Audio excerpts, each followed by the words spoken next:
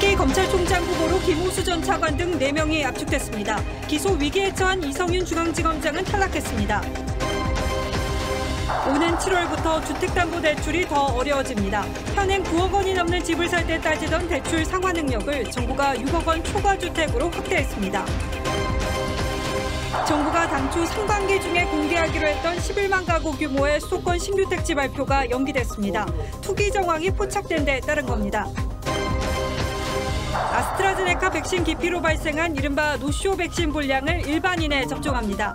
의료기관은 노쇼 백신을 접종하고 싶다는 문의 전화가 빗발쳤습니다. 창원 한 초등학교에 멧돼지가 나타나 대피 소동이 벌어졌습니다. 멧돼지는 결국 사살됐습니다. 공무원으로 재직 중인 한 여당 의원의 친형이 5억 원에 매입한 땅이 6개월 뒤 규제 해제로 땅값만 7배 오른 것으로 파악됐습니다. 내부 정보를 활용한 것 아니냐는 의혹이 제기됐습니다. 서울대 등 서울 주요 대학 16곳이 현재 고2 대입 전형부터 수능 위주 정시 비중을 전년 대비 10%포인트 늘려 40% 이상 선발합니다. 특목고와 자사고 학생에 유리해진다는 분석입니다.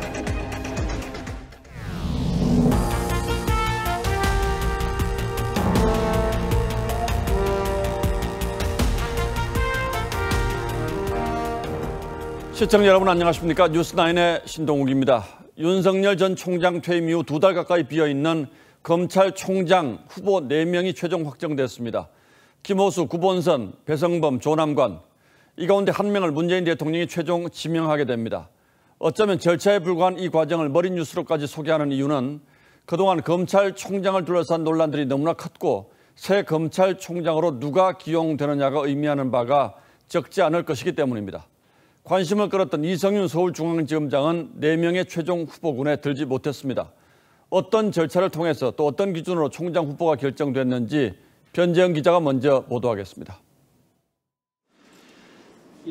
검찰총장 후보 추천위는 차기 검찰총장 후보로 김호수 전 법무부 차관, 구본선 광주고검장, 배성범 법무연수원장, 조남관 대검 차장검사 등 4명을 추천했습니다.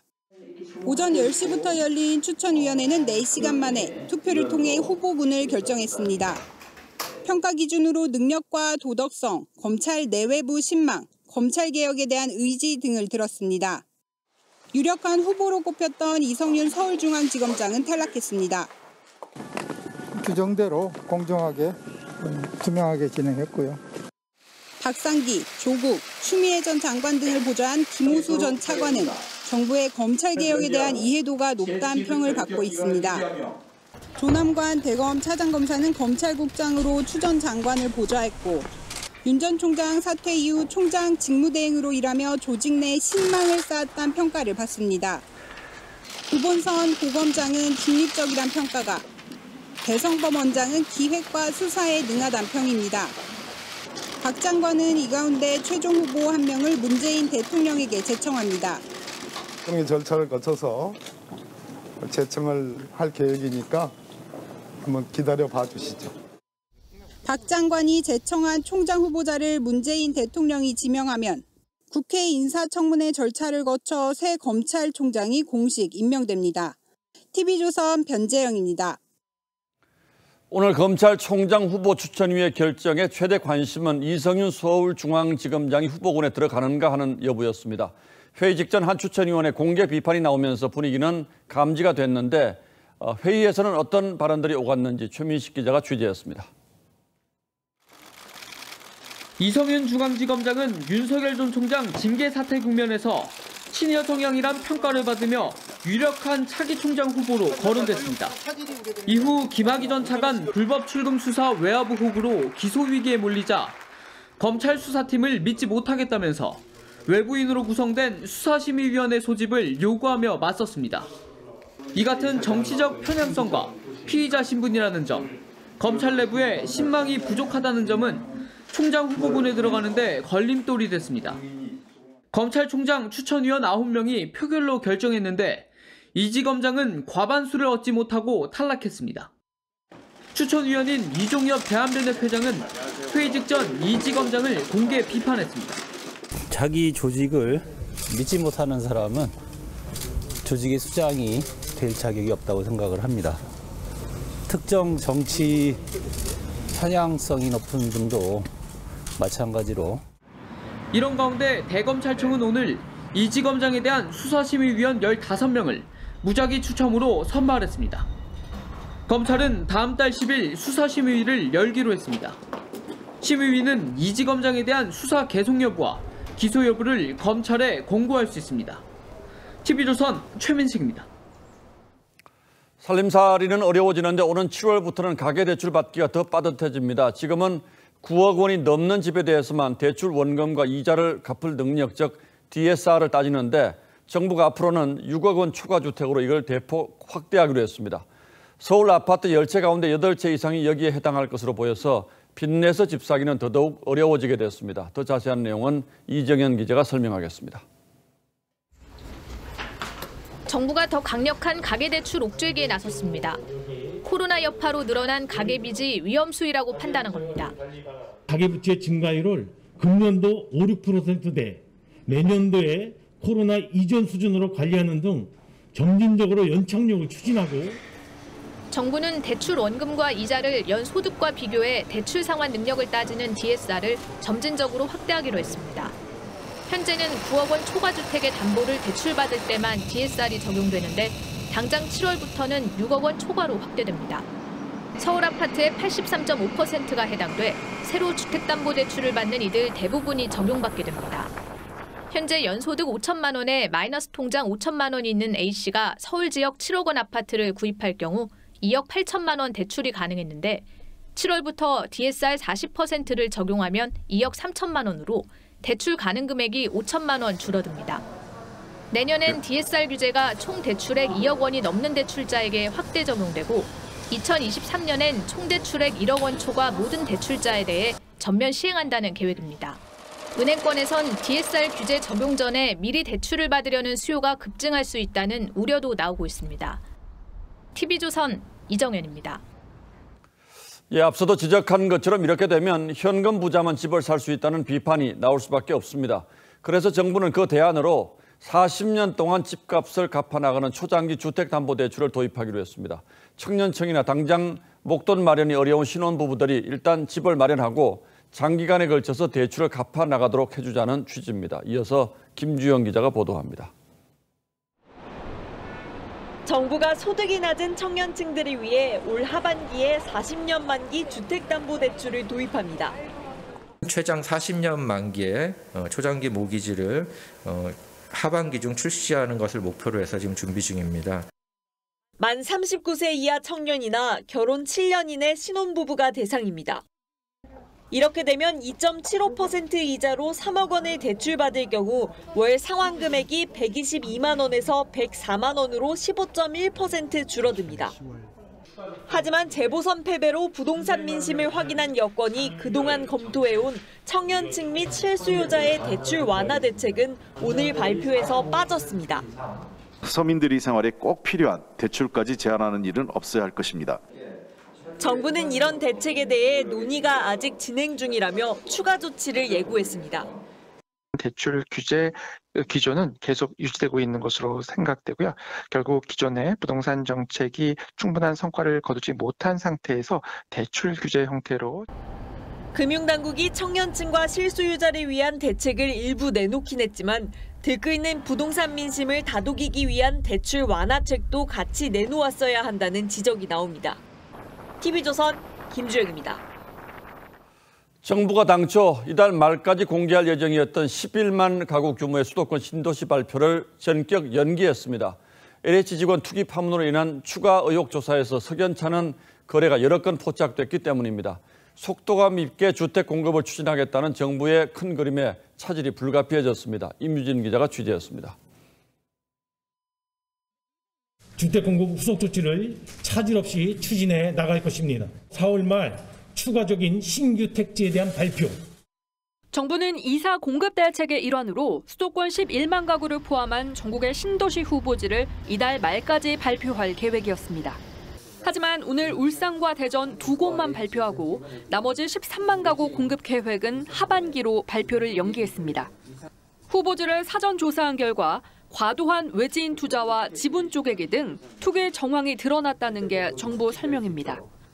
이에 따라 부동산 거래 분석 기획단을 통해 정밀 조사를 실시하는 한편 경찰에 수사를 의뢰했습니다. 투기 가능성이 일부 확인된 상황에서 조속한 발표보다는 철저한 조사를 통한 위법성 투기 행위 색출이 진행될 필요가 있다고. 실거래 정밀 조사와 경찰 수사는 최소 수개월이 걸릴 것으로 보여 주택 공급 지연은 불가피한 상황. 전문가들은 신도시 공급을 기다리려던 실수요자들의 불안감이 고조될 수 있다고 우려합니다. 시장에서의 기대 심리에 대한 부분이 좀 불안해질 수는 있겠지만 무리하게 하는 것보다는 정부는 후보지를 배제할 수준은 아니고 도심 고밀 개발도 진행 중이어서 전체적 공급에는 차질이 없을 거라고 밝혔습니다. TV조선 임유진입니다. 예, 전해드린 대로 수도권 11만 가구를 포함해서 당장 13만 가구 공급 일정에 차질이 생겼습니다. 그렇다면 지금부터는 그 여파가 어디로 미칠지 자세히 따져보겠습니다. 자, 윤석기 기자. 네. 이 차질이 생긴 13만 가구가 전체 공급 예정 물량에서 차지하는 비중은 얼마나 됩니까? 네, 투기 의혹이 불거져 발표가 연기된 13만 가구의 신규 택지는 정부가 지난 2월 공급을 약속한 25만 가구의 절반 정도죠. 수사 결과 투기로 확인될 경우 후보지에서 배제하냐는 질문에 국토부 측은 투기자는 엄정 조치해도 투기자가 나온다고 그 후보지를 배제할 사안은 아니라고 했습니다. 현재로선 의혹 지역들도 예정대로 후보지가 될 가능성이 높아 보이죠.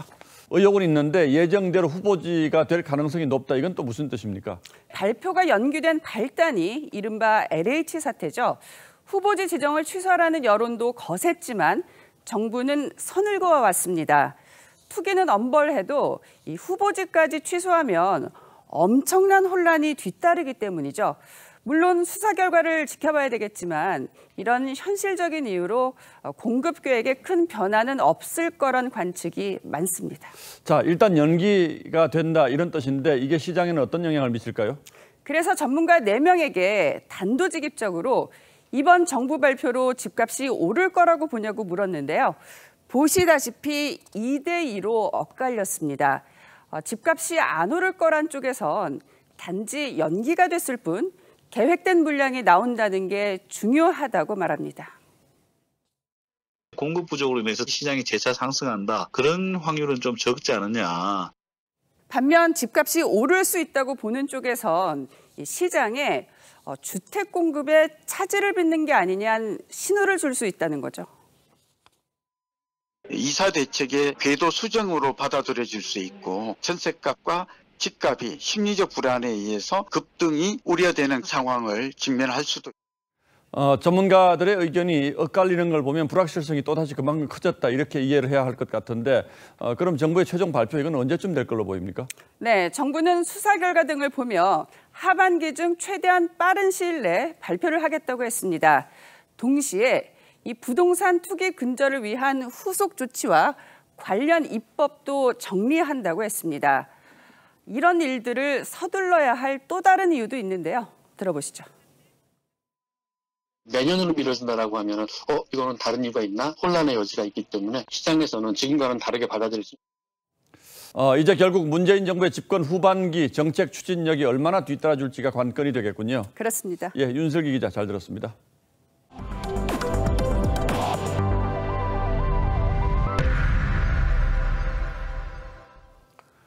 국내에서 코로나 백신 1차 접종을 받은 사람이 300만 명을 넘어섰습니다. 이번 주 들어서 사회 필수 인력인 경찰관, 소방관, 병원 근무자도 접종이 시작되면서 접종자가 크게 늘고 있는데 문제는 아직 불신이 적지 않다는 겁니다.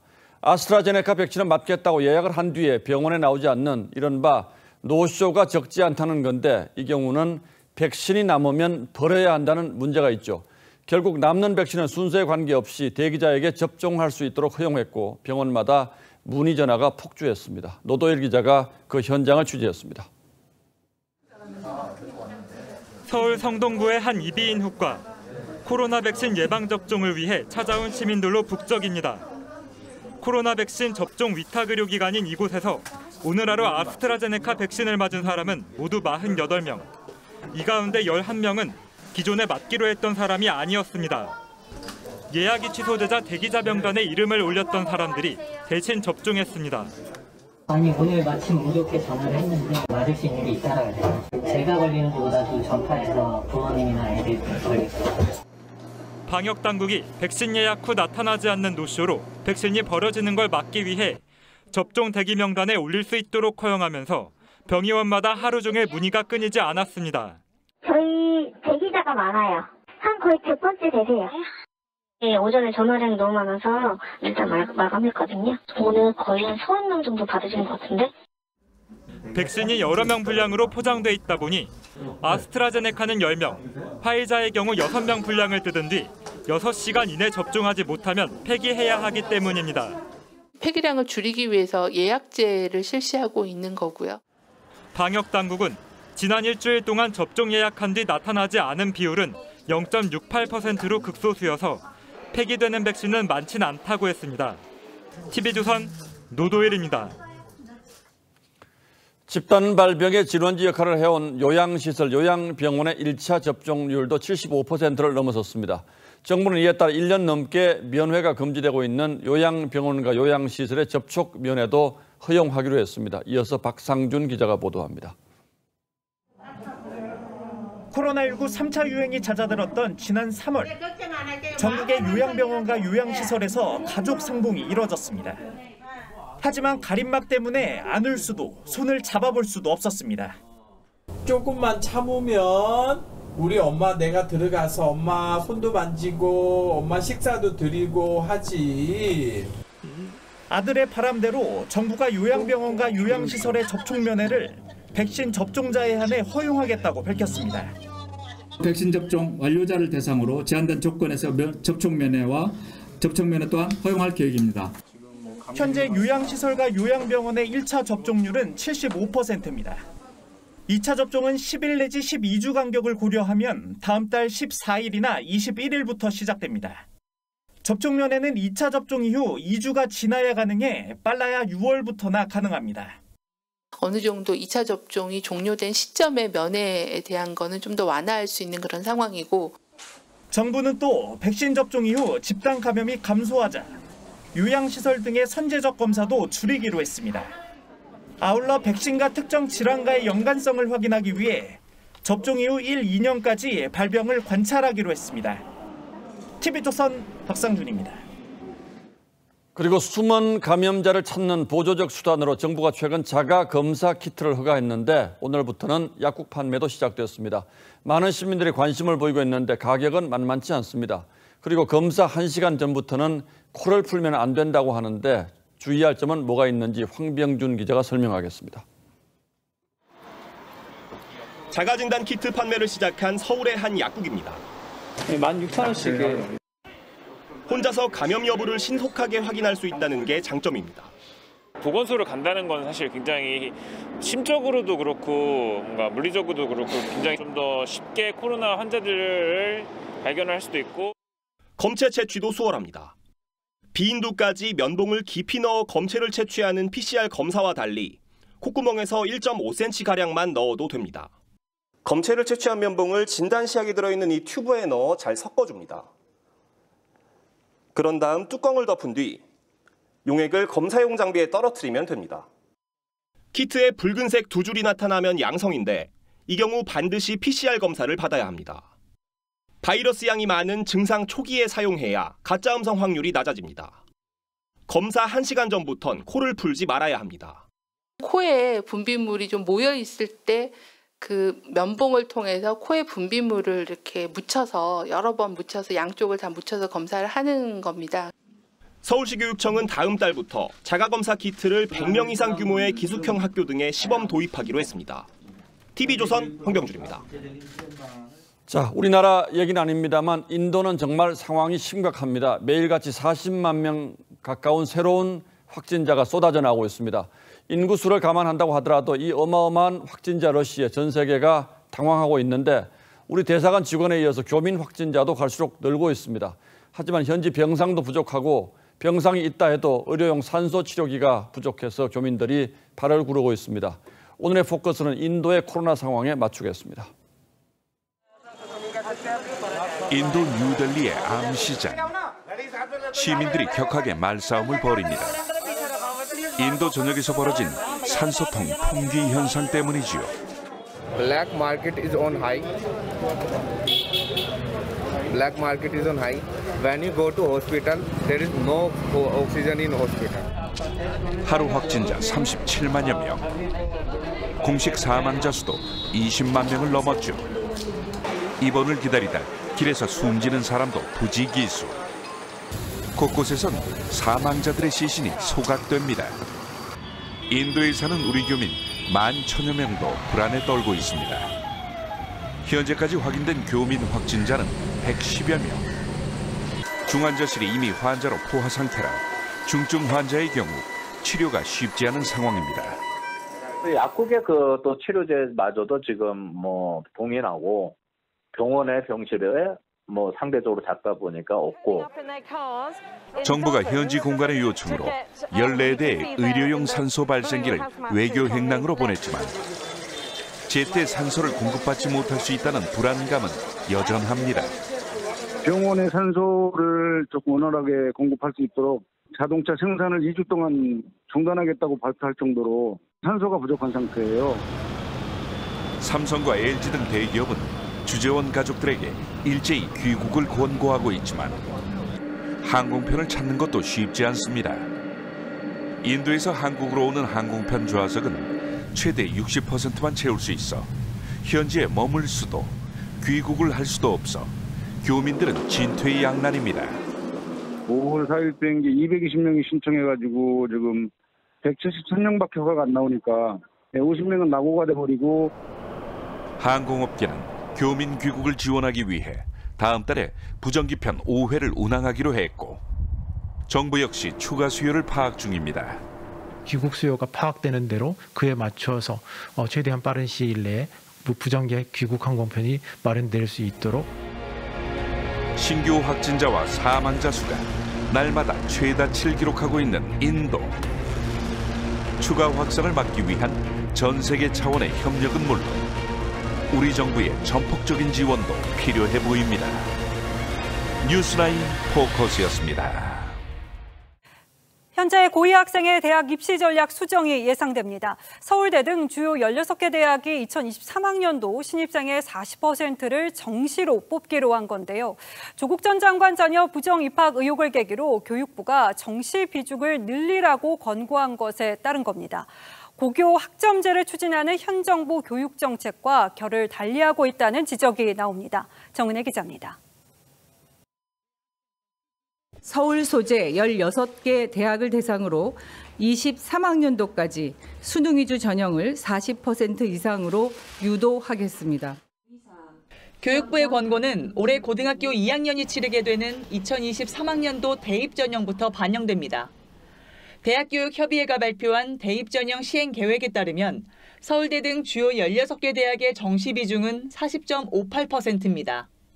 서울대의 정시 비율은 2022학년도보다 10%포인트 늘었습니다. 대학에다가 여러 가지 사업에다가 지원 자격이라든지 이를 반영했기 때문에 대학들이 들어왔다고 볼 수도 있을 것 같아요. 공정성을 높이기 위해 정시를 늘렸지만 상대적으로 내신에 불리했던 특목 자사고 학생들이 유리해질 것이란 전망이 나옵니다. 아무래도 수능 점수가 높은 특목고 자사고라든지 상위권 명문 일반고, 그다음에 재수생들이 조금 더 유리할 수 있는 상황. 학생들의 적성과 진로에 따라 과목을 선택하는 고교 학점제와 전면 배치된다는 지적도 있습니다. 2023학년도 전체 대학 입학 정원은 올해보다 2,500여 명 늘어납니다. 이 때문에 비수도권 대학들의 미달 사태가 악화될 것이란 우려도 나옵니다. TV조선 정은혜입니다. 현직 경찰 신분으로 총선에 출마해서 당선돼 겸직 논란에 휩싸였던 민주당 황운하 의원에 대해서 대법원이 문제없다는 판단을 내렸습니다. 사표를 냈으면 그만둔 것으로 봐야 한다고 본 건데요. 이에 따라 황 의원은 의원직을 유지하게 됐습니다. 김태용 기자입니다. 지난해 4월 총선 대전광역시 중구선거구에서 당선된 황운하 더불어민주당 의원.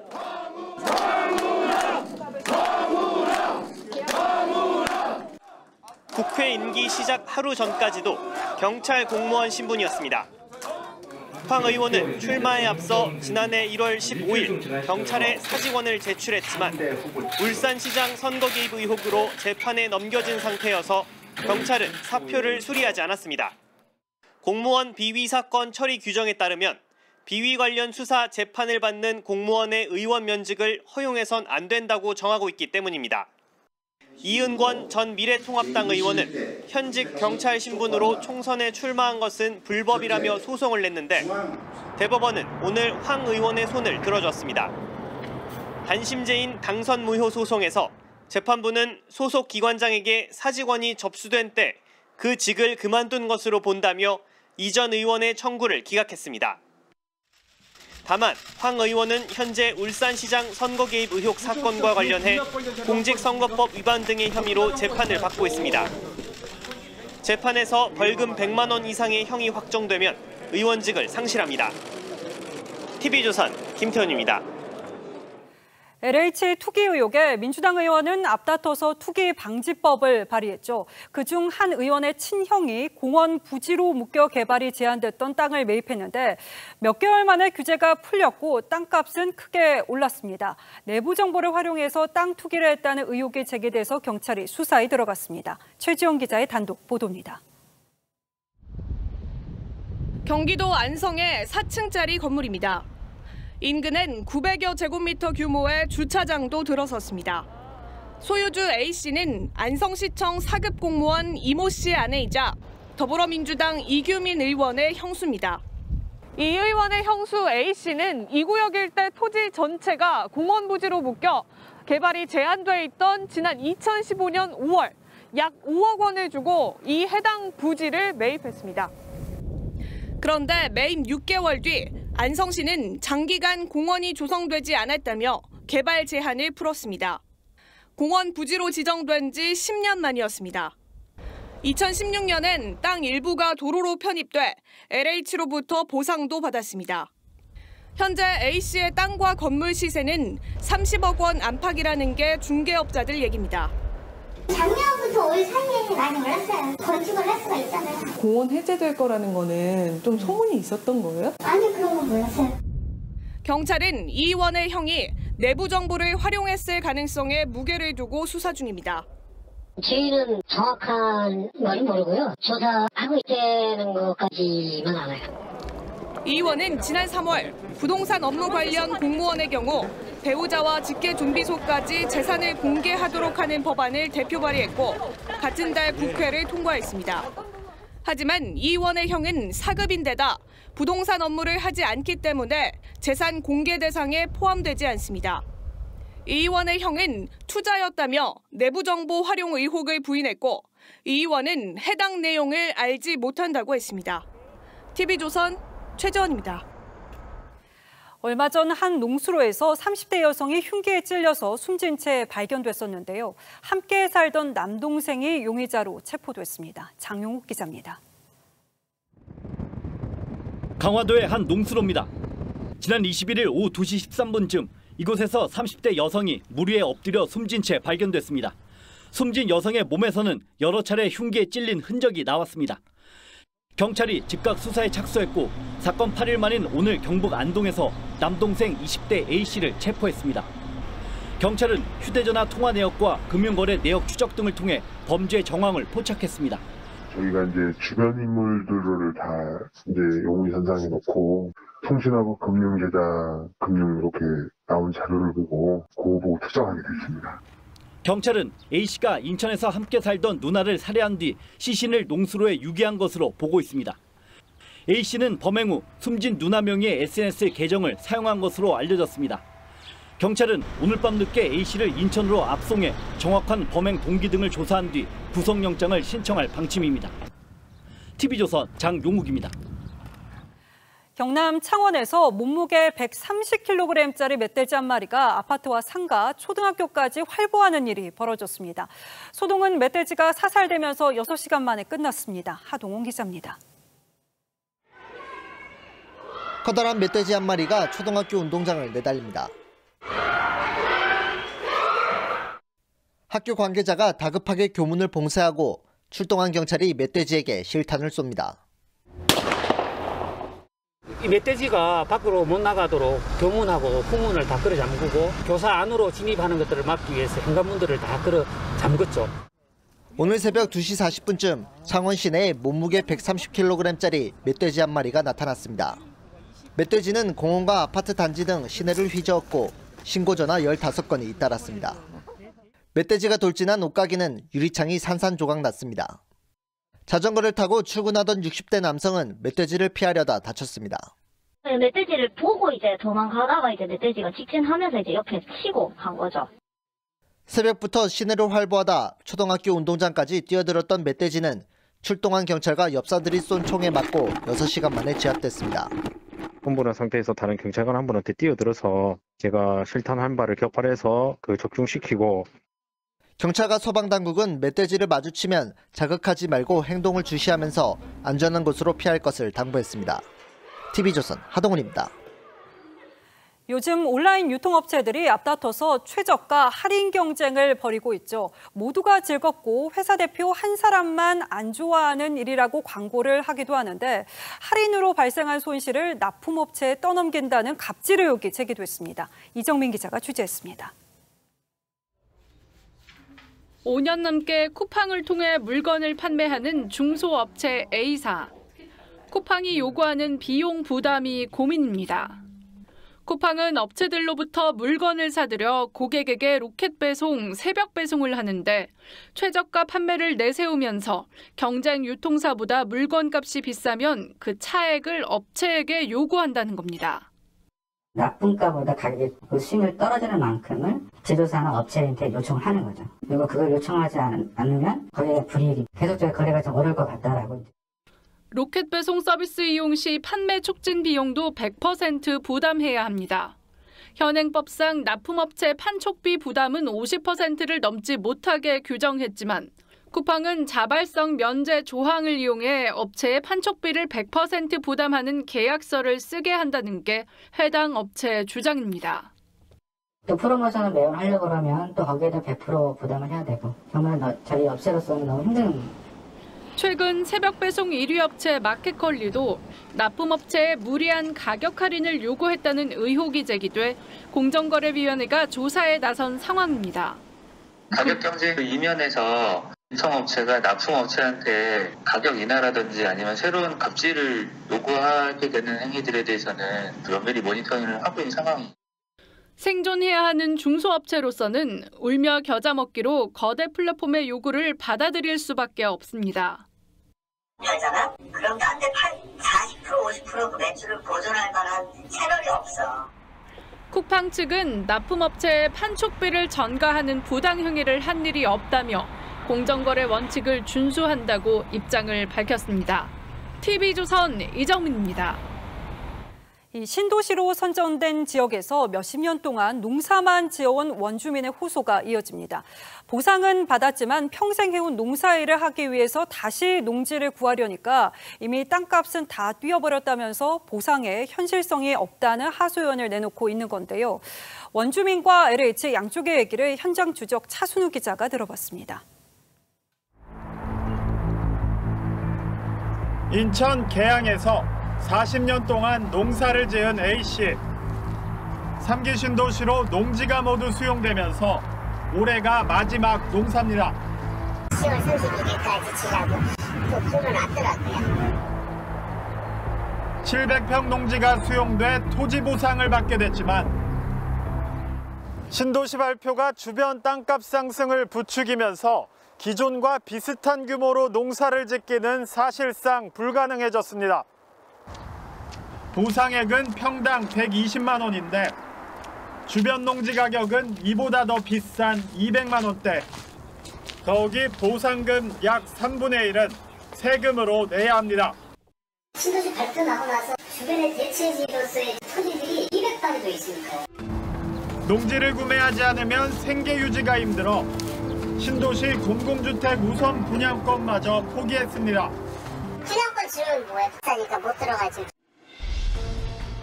남양주 왕숙 신도시의 토지 수용 대상 농민도 비슷한 상황. 보상이 시작도 안 됐는데 이미 인근 지역 땅값은 2배 이상 올랐습니다. 많이 올랐죠. 아, 그래요? 네, 남양주뿐만 아니라 포천까지 지금 땅을 안 된 땅이 없어요. 땅을 소유한 외지인과 투기꾼은 보상금과 분양권으로 이득을 챙기지만 원주민 중소지주 농민들은 생계가 끊길 상황. 계양 신도시의 경우 수용 대상 1192가구 가운데 40%인 500가구가 전업 농민입니다. 여기서 보상을 받아서 도저히 살 수가 없어. 2배 정도 차이나. 이 때문에 공익사업으로 농지를 강제 수용할 경우 농업인에 대해선 대체 농지 지급 등 생계 대책을 마련해줘야 한다는 지적이 나옵니다. 선진국들은 이제는 갈수록 그 사람이 과거에 했던 그 생활을 유지할 수 있는 방법이 뭐냐 바뀌어가고 있어요. LH는 법에 따라 사업을 추진해 문제가 없다는 입장. 만족을 못하실 분들이 있겠지만 저희야 뭐 법대로 일단 하는 거고. 당장 생계가 막막한데 신도시 덕에 떼돈 벌었다는 시선은 농민을 더욱 한숨쉬게 만듭니다. 우리는 농사꾼이에요. 터전을 잃었기 때문에 땅을 또 찾아 나서야 됩니다. 현장 추적 차순우입니다. 예, 다음 뉴스입니다. 취임 후 첫 의회 연설에 나선 바이든 미국 대통령이 인도 태평양 지역에서의 강력한 군사력 유지를 선언했습니다.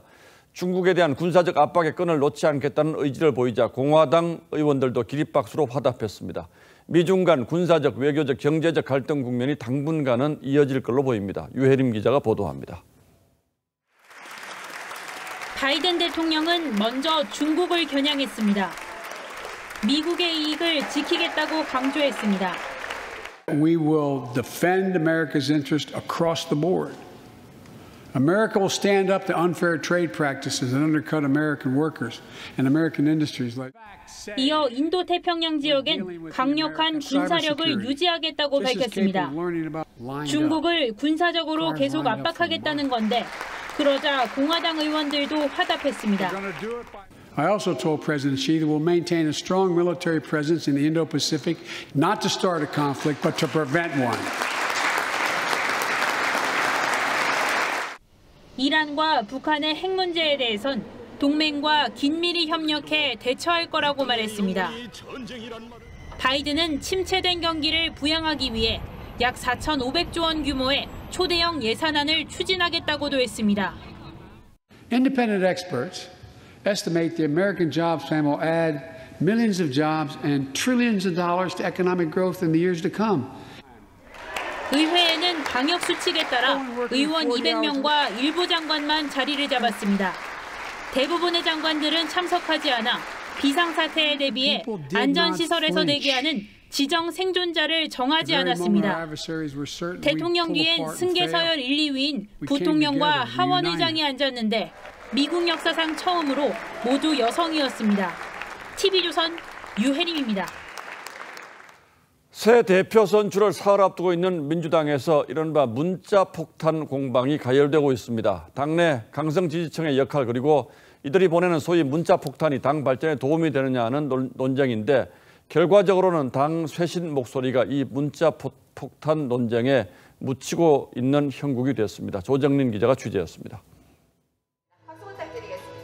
당원들의 문자 폭탄을 권장해야 한다고 말한 김용민 의원의 발언에 대해 조응천 의원은 김 의원이 전당대회 성공 방정식을 따라가고 있다고 비판했습니다. 당내 강성 지지층의 지지를 얻어 최고위원 경선 1위를 차지했던 과거 사례를 언급한 겁니다. 박주민 의원, 그다음에 김종민 의원, 그 성공 방정식이 지금 따라가는 거예요. 그렇다면 이제 강성 지지층을 호소하는 것이다 지금 그렇게 생각하시는 거예요? 박주민 의원은 2018년, 김종민 의원은 지난해 전당대회에서 득표율 1위로 최고위원에 당선됐습니다. 조 의원은 그러면서 10명에서 20명 규모의 쇄신파 모임을 결성할 계획이라고 밝혔습니다. 그러자 친문 핵심 윤건영 의원이 그 정도는 감당해야 한다며 반박에 나섰습니다. 본인의 의사 표현을 하는 것 정도라면 그 자체를 비난할 수는 없다. 이재정 의원도 조 의원이 실명을 거론하며 당원 투표 자체를 문제 삼는 건 정당 정치에 자격이 없다는 것이라고 가세했습니다. 친문 강경파와 쇄신파 간 전면전으로 번지는 것 아니냐는 관측이 나오는 가운데 선거 패배에 대한 반성은 사라지고 문자 폭탄 내용만 남았다는 비판도 제기됩니다. TV조선 조정린입니다. 자, 이런 가운데 국민의힘 주호영 원내대표와 국민의당 안철수 대표가 어젯밤 만나서 당대당 통합이라는 큰 원칙에 합의했다고 발표했습니다. 하지만 시기와 당명 등 중요한 문제는 모두 미정이고 국민의힘 내에서 반대 목소리도 만만치 않아서 당장은 통합 움직임이 탄력을 받기는 쉽지 않아 보입니다. 당 밖의 변수 역시 만만치가 않죠. 야권의 움직임은 박경준 기자가 취재했습니다. 어젯밤 배석자 없이 회동한 국민의힘 주호영 원내대표와 국민의당 안철수 대표. 당대당 통합이라는 원칙을 재확인했다며 내일 국민의힘의 새 원내대표 선출 이후 논의를 이어가기로 했다고 밝혔습니다. 하지만 당장 통합 후 당의 이름을 놓고도 양쪽 얘기가 다릅니다. 주 원내대표는 안 대표와의 논의에서 국민의힘 당명을 유지하는 것으로 이해했다고 비대위원들에게 설명한 것으로 전해집니다. 합당에 커다란 어려움이 없을 걸로 본다는 말로서 판단해 주시기 바랍니다. 반면 안 대표 측은 정당법상 신설합당은 새 이름이 원칙이라고 했습니다. 당대당 통합에 대한 원칙을 말씀을 드렸습니다. 국민의힘 비대위원 사이에선 곧 물러날 주 원내대표가 결정할 문제가 아니라는 반발의 목소리도 나왔습니다. 두 당이 서울시장 보궐선거 승리 직후 통합을 강조한 지 3주가 지났지만 선거 과정에 합당 논의가 있었기 때문에 야권의 혁신과 대통합을 이루겠다는 제 두 번째 약속. 큰 진전은 없는 상황입니다. 오는 6월로 예상되는 국민의힘 전당대회 이후로 통합이 미뤄지는 등 표류할 가능성도 거론됩니다. TV조선 박경준입니다. 작은 별빛이 된 정진석 추기경의 빈소를 찾는 시민 발길은 오늘도 이어졌습니다. 천주교 신자인 문재인 대통령 부부도 조문했습니다. 최윤정 기자입니다. 문재인 대통령이 김정숙 여사와 함께 유리관에 안치된 정진석 추기경 곁에서 성호를 긋고 기도합니다. 오늘 오전 9시쯤 빈소를 찾아 고인을 추모한 문 대통령은 이후 염수정 추기경과의 대화에서 어려운 시기 사회의 큰 어른을 잃어 안타깝다며 정 추기경이 진정한 행복과 나눔, 청빈의 삶에 좋은 선물을 주신 것에 감사드린다며 애도를 표했습니다. 이에 염수정 추기경은 정 추기경께서 매일 기도하신 우리나라와 위정자들 그리고 북한 동포를 위해 기도하겠다고 화답했습니다. 독실한 천주교 신자로 알려진 문재인 대통령의 조문은 약 25분간 진행됐는데 문 대통령이 취임 후 직접 조문한 건 이번이 5번째입니다. 일반 조문이 시작된 지 이틀째인 오늘까지 2만여 명에 달하는 시민들이 방문하며 조문객의 발길이 끊이지 않았습니다. 장례위원회는 정 추기경의 뜻에 따라 통장 잔액 약 800만 원을 치료 과정에서 수고한 의료진과 수녀, 봉사자들에게 선물로 전달할 예정입니다. 그리고 직접 증여가 어려워진 각막은 연구용으로 사용됩니다. 서울성모병원에서는 실험 연구용으로 사용하기로 결정했다는 말씀을 먼저 드립니다. 오는 토요일 오전 10시에는 장례미사가, 다음 주 월요일 오전 10시와 11시에는 명동 대성당과 용인 성직자 묘역에서 추모 미사가 봉헌됩니다. TV조선 최윤정입니다. 동료에도 나오는 따오기는 1979년을 마지막으로 국내에서 멸종됐습니다. 10년 이상 이어진 복원 사업 끝에 멸종 42년 만에 야생에서 따오기 부화에 성공했습니다. 알을 깨고 나오는 새끼 따오기의 모습을 이성진 기자가 전합니다. 소나무 위에 둥지를 튼 따오기. 알을 품고 있다가 갑자기 몸을 일으킵니다. 회색빛 깃털이 난 새끼 따오기 한 마리가 알 껍데기를 깨고 나옵니다. 어미 따오기가 알 3개를 애지중지 품어온 지 한 달 만인 지난 26일과 28일 2마리가 부화했습니다. 또 다른 따오기 한 쌍이 낳은 알에서도 새끼 한 마리가 부화하면서 창녕 우포늪에 겹경사가 생겼습니다. 국내에서 따오기가 멸종한 지 42년 만에 야생에서 다시 따오기가 부화한 것입니다. 지난 2년 동안 따오기 보호에 힘을 보탰던 마을 주민들은 새 식구를 맞은 따오기 가족을 위해 세심한 배려를 해줍니다. 될 수 있으면 근처에 논밭에 농약도 좀 덜 치고 좀 신경을 많이 쓰고 있어요. 동민들이 전부 다. 지난 2008년 중국에서 기증한 따오기 한 쌍으로 복원 사업을 시작한 지 13년. 야생 방사한 지 2년 만에 처음으로 자연 부화에 성공했습니다.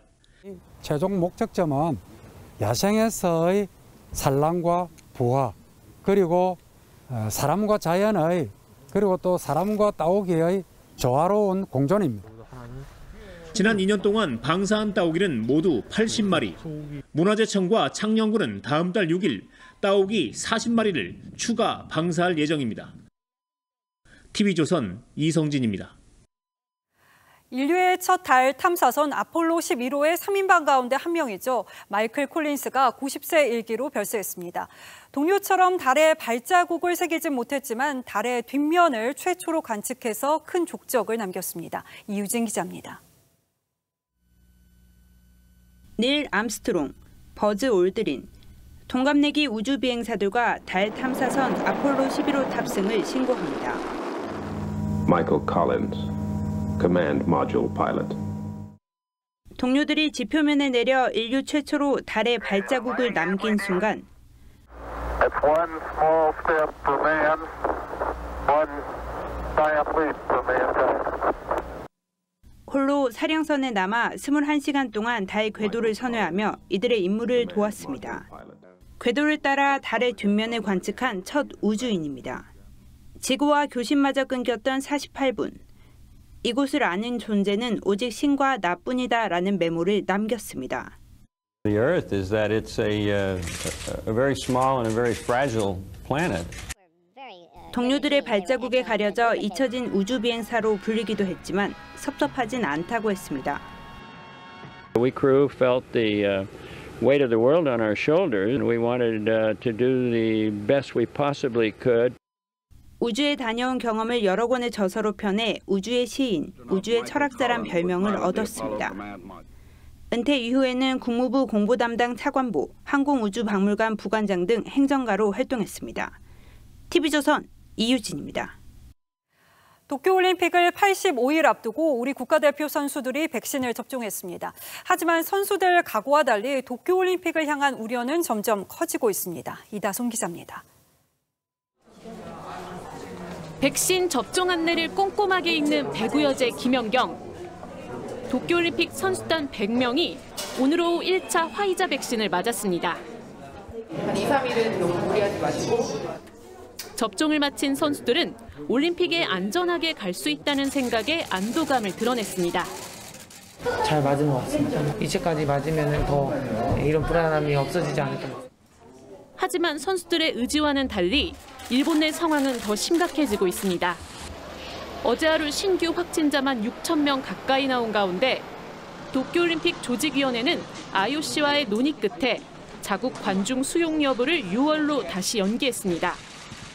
올림픽 기간 적용될 코로나19 방역 수칙도 새롭게 공개됐는데 세계인의 축제라는 말이 무색하다는 반응입니다.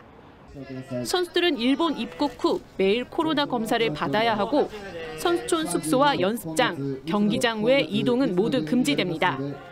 という疑問にお答えをしていく責任があると考えており、本日お示しするプレイブックが本日時点での答えと考えております。 하지만 선수들을 비롯한 관계자들의 대중교통 이용까지 금지해 통제 가능 여부의 의문도 커지고 있습니다. 85일 남은 도쿄올림픽은 여전히 안개 속입니다. TV조선 이다솜입니다. 지난달 TV조선이 특종 보도한 LH 땅 투기 수사 핵심 강사장 및 지역 농협 연루 의혹이 한국기자협회가 선정하는 이달의 기자상을 수상했습니다. 한국기자협회는 TV조선의 LH 땅 투기 의혹 보도가 사회적으로 큰 반향을 불러일으켰고 경찰 수사까지 이끌어냈다고 평가했습니다.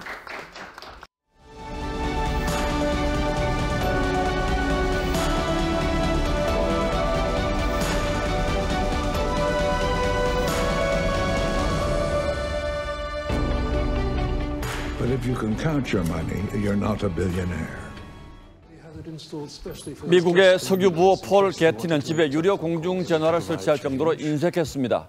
마피아가 손자를 납치해 몸값을 요구해도 눈 하나 깜빡하지 않았습니다. 손자의 한쪽 귀가 잘려서 배달되어 오자 비로소 집요한 협상을 벌여 몸값을 세금 공제 한도액 220만 달러로 깎았죠. 그나마 아들에게 연리 4%로 돈을 빌려줘서 몸값을 치르게 했습니다. 그랬던 게티도 미술품을 사들이는 데는 돈을 아끼지 않았습니다. Pay the man. LA가 지닌 두 가지 보물은 캘리포니아의 태양과 게티 미술관이라는 말이 있습니다. 게티가 모은 방대한 미술품과 기부유산 66억 달러로 생전과 사후 두 곳에 세운 세계적 미술관으로 입장료를 받지 않습니다. 그는 돈을 뜯어내려고 거짓말하는 인간들과 달리 미술품은 정직하다고 했습니다. They are exactly what they appear to be. They never change. They never disappoint. 삼성 일가가 국민의 품에 안긴 미술품 이건희 컬렉션은 23,000점에 이릅니다. 최고의 수집가라는 JP 모건이 사후에 기증한 뉴욕 메트로폴리탄 박물관 모건 컬렉션이 7,000점이었다고 하니까 한 개인의 기부 미술품으로는 세계에서 유례를 찾기 힘듭니다. 작품의 수준도 높고 폭도 넓어서 따로 미술관을 차린다면 세계 5대 미술관에 들어갈 수 있다는 얘기도 나옵니다. 이 회장이 1970년에 구한 첫 수집품 인왕제색도를 비롯해 국보 보물만 60점입니다. 상속제를 물리지 않는 문화재도 아낌없이 내놓은 겁니다. 고 미술품부터 김환기와 이중섭, 모네, 피카소에 이르는 전체 감정가가 2, 3조 원, 시가로는 10조 원에 이르는 것으로 추정된다고 합니다. 폴 게티는 만년에 행복은 결코 돈으로 얻어지지 않는다고 말하곤 했습니다. 한 해 130만 명씩 게티 미술관을 찾는 사람들은 그를 더 이상 차가운 사업가로만 기억하지 않을 겁니다. 오래전 이건희 회장이 했던 말을 떠올립니다. 죽어서 입는 수의에는 주머니가 없다는 사실을 늘 염두에 두고 있습니다. 그렇듯 그는 사후에 사람들을 행복하게 해줄 수 있는 나름의 방식을 찾았습니다. 사람들은 그가 내놓은 작품을 마주할 때마다 미술 애호가 이건희를 생각하겠죠. 4월 29일 앵커의 시선은 이건희의 선물이었습니다.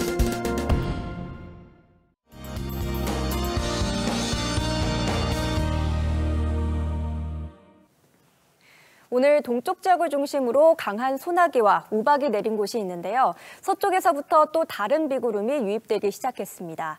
밤사이 비는 전국으로 확대되겠고요. 모레까지 오다 그치다 하겠습니다. 내일 비는 중부와 전북 지역에 집중되겠습니다. 10에서 40mm 정도가 예상되고요. 그 밖의 지역은 최고 10에서 20mm가 오겠습니다. 일부 지역은 우박이 떨어지는 곳도 있어 주의하셔야겠습니다.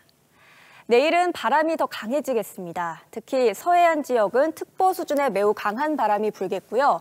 호남과 제주 서해안 지역에서는 해일 가능성도 있어 주의하셔야겠습니다. 비에 바람까지 불어 내일은 오늘보다 5도 이상 낮겠고요. 주말까지는 다소 쌀쌀하겠습니다. 날씨였습니다. 4월 29일 목요일 뉴스9은 여기서 모두 마치겠습니다. 시청해주신 여러분 고맙습니다.